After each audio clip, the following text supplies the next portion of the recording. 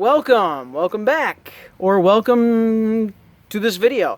If you haven't seen any of the other videos that I've put up, I have a whole bunch, seemingly 200 videos on building this workbench here. Way more than certainly needs to be.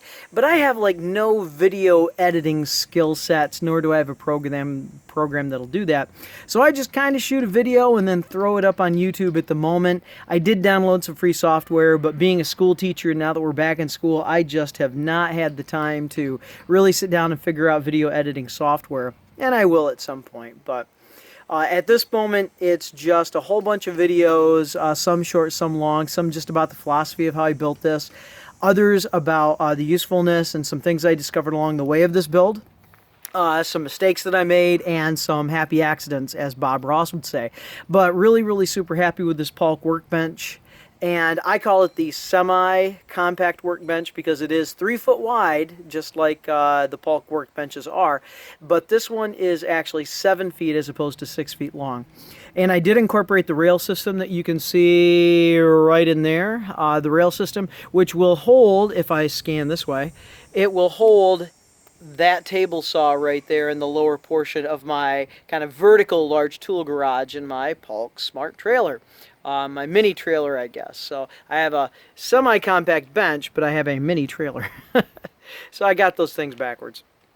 Anyway, on this bench, I also was able to bring in, because I have all the plans for the 3 or 4 different workbenches that he had. There was like a set that you could buy for just a little bit more money as opposed to each one individually.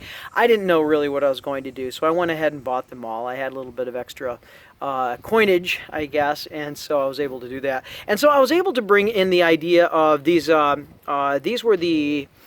oh, what is it? I guess it's the Smart Total Station now, is what he's calling it, but the Total Station sawhorses for his workbench. And it has the material holders on both sides. And so I was really excited about that.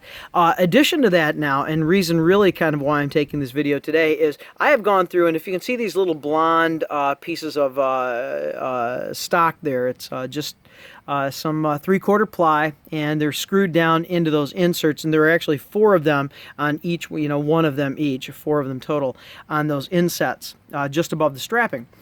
And I have recently seen some of the Paulk videos where he has created a shelf, which is actually a spreader that doubles as a shelf, and that's intriguing because I did have this thing fall over on me once as I was routing the entire work surface.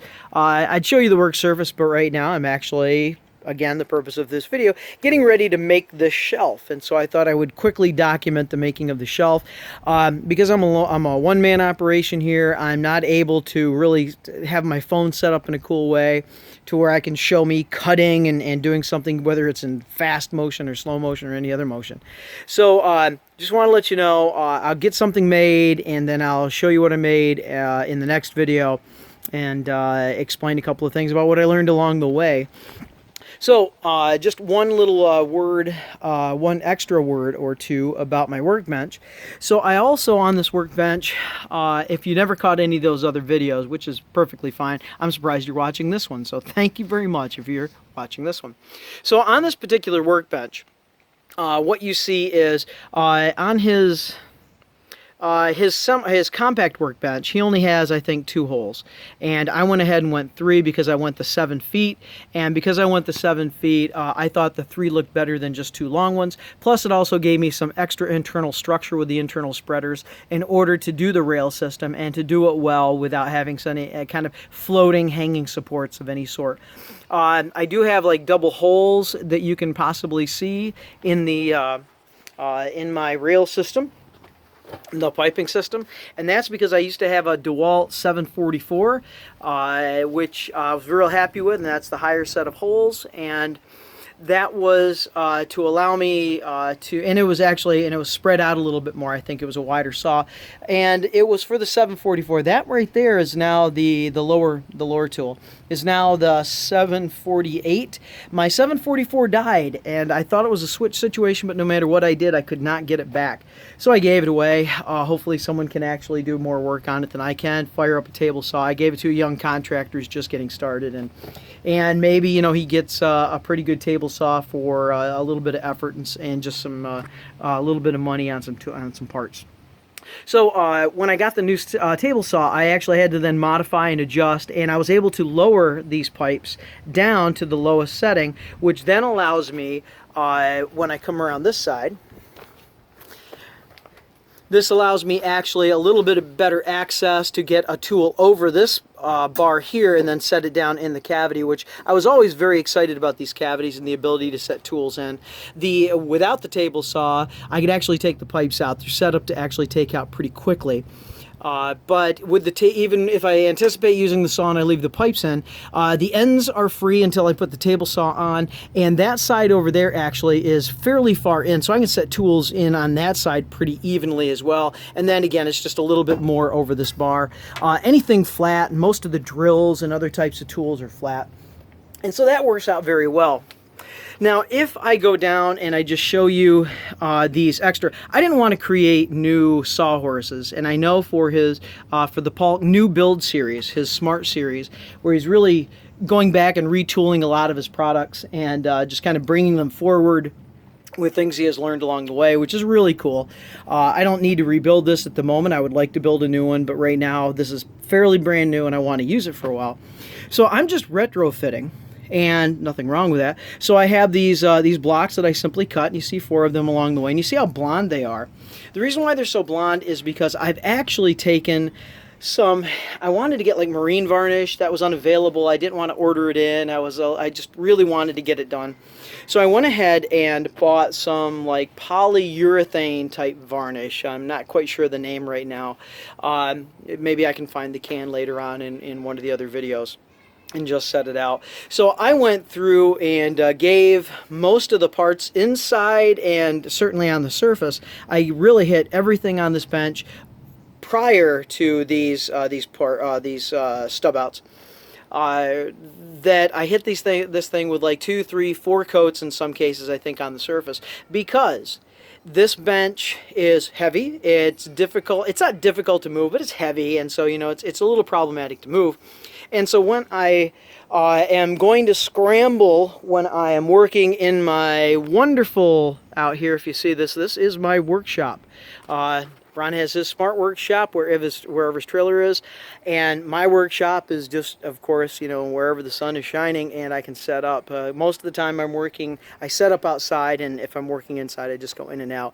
Rarely am I on a job long enough to actually go in, set up tools, and actually stay right on the job like that. I'm just more of a small-time, part-time contractor in many cases. So, with that being said, this bench, I wanted to make sure that if it accidentally got left out overnight, or if I'm simply scrambling to put things away because it's starting to rain, that this is not going to take water and then just damage it so badly that I have to go back and resand it all, which happened twice now, because the wood, the grain, everything else really just was an issue. So, or if, I'm just talking about raindrops or a little bit of rain while I'm scrambling to put tools away in that thing right there, that it'll take some water. Or I could throw just maybe a tarp, even a leaky tarp over it, and it would be fine for whatever the weather is, and then after the weather's done, I just simply dry it. Marine varnish probably would have been much better, or had I gone with like a 2-part epoxy. I looked into those things, but I had never used that product before in a situation like this. I didn't really want to attempt it with this particular thing, and I also didn't want to wait on the 2 or 3 week time that it was going to take for even Amazon to get it in, because no matter where I looked, the stuff I was recommended in a kind of like a marine setting, so for wet, that it was going to be that long for it to get restocked and get sent out, and I was just anxious to get it done, and I could buy the can of the polyurethane varnish type product. It's not just a polyurethane, it's a marine grade. Is what it is. And I'm sorry, the name escapes me. So that's why it's a little bit darker. I was really hoping for clear with just a little bit of tint, but it really did darken up. Not really overly happy with that, but it's a workbench. It's not a work of art. It's a workbench.